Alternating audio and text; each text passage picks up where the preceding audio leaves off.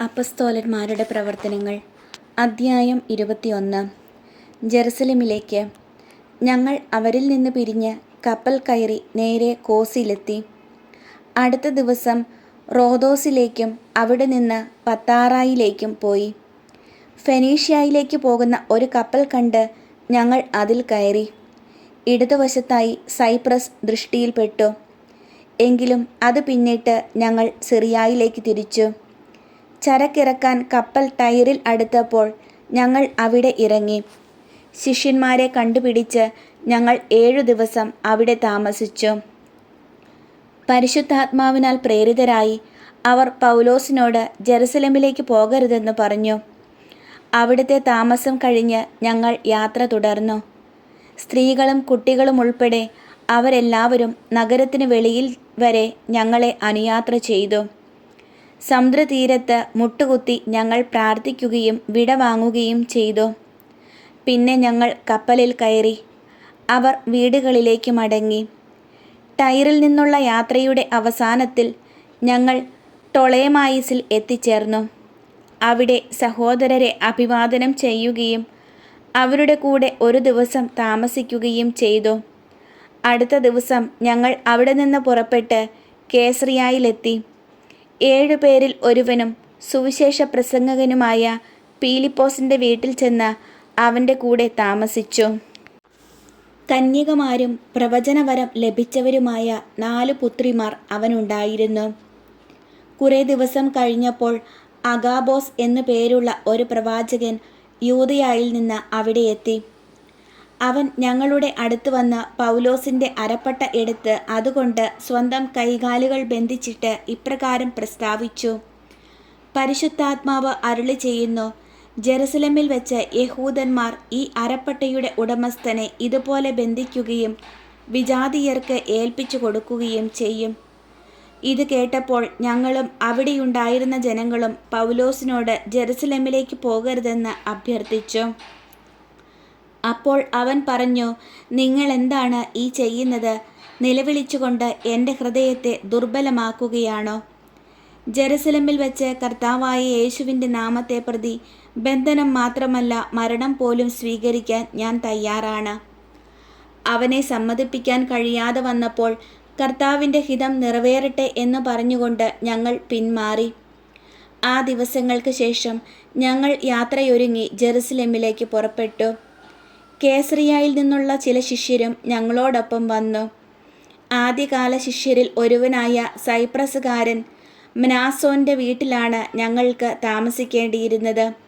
അതിനാൽ അവനെയും അവർ കൂട്ടത്തിൽ കൊണ്ടുപോന്നിരുന്നു. ജെറുസലേമിലെ തീരുമാനം.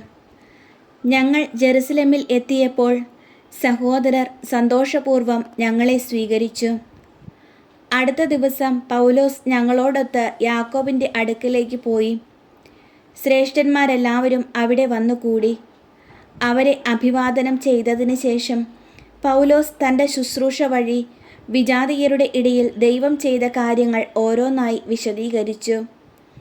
അവർ അത് കേട്ട് ദൈവത്തെ സ്തുതിച്ചു. അവർ അവനോട് പറഞ്ഞു, സഹോദര, വിശ്വാസം സ്വീകരിച്ചവരിൽ എത്രയായിരം യഹൂദരുണ്ടെന്ന് നോക്കൂ. അവരെല്ലാം നിയമം പാലിക്കുന്നതിൽ വലിയ നിഷ്ഠതയുള്ളവരുമാണ്. എന്നാൽ ശിശുക്കളെ പരിച്ഛേദനം ചെയ്യുകയോ പരമ്പരാഗതമായ ആചാരങ്ങൾ അനുഷ്ഠിക്കുകയോ വേണ്ട എന്ന് പറഞ്ഞുകൊണ്ട് മോശയെ അവഗണിക്കാൻ വിജാതീയരുടെ ഇടയിലുള്ള യഹൂദരെ നീ പഠിപ്പിക്കുന്നുവെന്ന് അവർ കേട്ടിരിക്കുന്നു. നീ വന്നിട്ടുണ്ടെന്ന് അവർ തീർച്ചയായും അറിയും. എന്താണിനി ചെയ്യേണ്ടത്? അതിനാൽ ഞങ്ങൾ പറയുന്നത് പോലെ നീ പ്രവർത്തിക്കുക. വ്രതമെടുത്ത 4 പേർ ഞങ്ങളുടെ കൂടെയുണ്ട്. അവരോടൊപ്പം പോയി നീയും നിന്നെ തന്നെ ശുദ്ധീകരിക്കുക. അവരുടെ ശിരോമുണ്ഡനത്തിനുള്ള ചെലവും നീ വഹിക്കുക.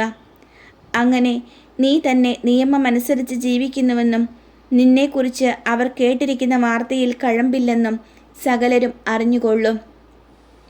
എന്നാൽ വിശ്വാസം സ്വീകരിച്ച വിജാതീയരെ സംബന്ധിച്ചിടത്തോളം ഞങ്ങൾ ഒരു എഴുത്ത് അയച്ചിട്ടുണ്ട്. വിഗ്രഹങ്ങൾക്ക് അർപ്പിച്ച വസ്തുക്കൾ, രക്തം, കഴുത്തു ഞെരിച്ചു കൊല്ലപ്പെട്ടവ, വ്യഭിചാരം എന്നിവയിൽ നിന്ന് അവർ അകന്നിരിക്കണമെന്ന ഞങ്ങളുടെ തീരുമാനവും അതുവഴി അറിയിച്ചിട്ടുണ്ട്. പൗലോസ് അവരെ കൂട്ടിക്കൊണ്ടുപോയി അടുത്ത ദിവസം തന്നെ അവരോടൊപ്പം ശുദ്ധീകരണ കർമ്മം നടത്തി. അവരുടെ ശുദ്ധീകരണം പൂർത്തിയാകുന്ന ദിവസവും അവർക്ക് ഓരോരുത്തർക്കും വേണ്ടി ബലി അർപ്പിക്കാനുണ്ടെന്ന വിവരവും അറിയിക്കാൻ വേണ്ടി അവൻ ദേവാലയത്തിലേക്ക് പോയി. പൗലോസിനെ ബന്ധിക്കുന്നു. 7 ദിവസം തികയാറായപ്പോൾ ഏഷ്യയിൽ നിന്നുള്ള യഹൂദർ അവനെ ദേവാലയത്തിൽ കണ്ടു. അവർ ജനക്കൂട്ടത്തെ ഇളക്കുകയും അവനെ പിടികൂടുകയും ചെയ്തു. അവർ വിളിച്ചു പറഞ്ഞു, ഇസ്രായേൽ ജനമേ, സഹായിക്കുവിൻ. ജനത്തിനും നിയമത്തിനും ഈ സ്ഥലത്തിനും എതിരായി എല്ലായിടത്തും ആളുകളെ പഠിപ്പിക്കുന്നവൻ ഇവൻ തന്നെ. മാത്രമല്ല, ഇവൻ ഗ്രീക്കുകാരെ ദേവാലയത്തിൽ കൊണ്ടുവന്ന് ഈ പരിശുദ്ധ സ്ഥലം അശുദ്ധമാക്കുകയും ചെയ്തിരിക്കുന്നു. എന്തെന്നാൽ നഗരത്തിൽ വെച്ച് നേരത്തെ അവനോടൊപ്പം എഫേസോസുകാരനായ ത്രോഫിമോസിനെയും അവർ കണ്ടിരുന്നു. പൗലോസ് അവനെയും ദേവാലയത്തിൽ കൊണ്ടുവന്നിരിക്കും എന്ന് അവർ വിചാരിച്ചു. നഗരം മുഴുവൻ പ്രക്ഷുബ്ധമായി. ആളുകൾ ഓടിക്കൂടി. അവർ പൗലോസിനെ പിടിച്ച് ദേവാലയത്തിന് പുറത്തേക്ക് വലിച്ചിഴച്ചു കൊണ്ടുവന്നു. ഉടൻ തന്നെ വാതിലുകൾ അടയ്ക്കുകയും ചെയ്തു. അവർ പൗലോസിനെ കൊല്ലാൻ ശ്രമിച്ചു കൊണ്ടിരിക്കുമ്പോൾ ജെറുസലേം മുഴുവൻ ബഹളത്തിലാണെന്ന് സഹസ്രാധിപന് അറിവ് ലഭിച്ചു. അവൻ ഉടൻ തന്നെ ഭടന്മാരെയും ശതാധിപന്മാരെയും കൂട്ടിക്കൊണ്ട് അവരുടെ അടുത്തേക്ക് പാഞ്ഞെത്തി. ഭടന്മാരെയും സഹസ്രാധിപനെയും കണ്ടപ്പോൾ പൗലോസിനെ പ്രഹരിക്കുന്നതിൽ നിന്ന് അവർ വിരമിച്ചു. സഹസ്രാധിപൻ വന്ന് അവനെ പിടിച്ചു.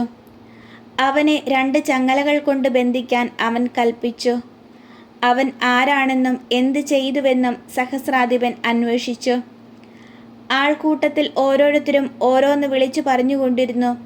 ബഹളം നിമിത്തം വസ്തുത ഗ്രഹിക്കാൻ കഴിയാതെ വന്നപ്പോൾ അവനെ പാളയത്തിലേക്ക് കൊണ്ടുവരാൻ അവൻ കൽപ്പന നൽകി. നടയിലെത്തിയപ്പോഴേക്കും ജനക്കൂട്ടത്തിൻ്റെ കയ്യേറ്റം നിമിത്തം പടയാളികൾ അവനെ എടുത്തുകൊണ്ടു പോവുകയാണ് ചെയ്തത്. അവനെ കൊല്ലുക എന്ന് വിളിച്ചു പറഞ്ഞുകൊണ്ട് ജനക്കൂട്ടം പിറകെ കൂടി. സഹസ്രാധിപൻ്റെ മുമ്പിൽ പാളയത്തിലെത്താറായപ്പോൾ പൗലോസ് സഹസ്രാധിപനോട് പറഞ്ഞു, ഞാൻ ഒരു കാര്യം പറഞ്ഞുകൊള്ളട്ടെ. അവൻ ചോദിച്ചു, നിനക്ക് ഗ്രീക്ക് ഭാഷ അറിയാം അല്ലേ? അപ്പോൾ അടുത്ത കാലത്ത് കലാപമുണ്ടാക്കുകയും 4000 ഭീകരപ്രവർത്തകരെ മരുഭൂമിയിലേക്ക് നയിക്കുകയും ചെയ്ത ഈജിപ്തുകാരനല്ലേ നീ? പൗലോസ് പറഞ്ഞു, കിലിക്യായിലെ താർസോസിൽ നിന്നുള്ള ഒരു യഹൂദനാണ് ഞാൻ. അപ്രധാനമല്ലാത്ത ഒരു നഗരത്തിലെ പൗരൻ. ജനത്തോട് സംസാരിക്കാൻ എന്നെ അനുവദിക്കണമെന്ന് ഞാൻ അപേക്ഷിക്കുന്നു. അനുവാദം കിട്ടിയപ്പോൾ പൗലോസ് നടയിൽ നിന്നുകൊണ്ട് ജനത്തോട് ആംഗ്യം കാണിച്ചു. അവർ പൂർണ്ണ നിശബ്ദരായി. ഹെബ്രായ ഭാഷയിൽ അവൻ പ്രസംഗമാരംഭിച്ചു.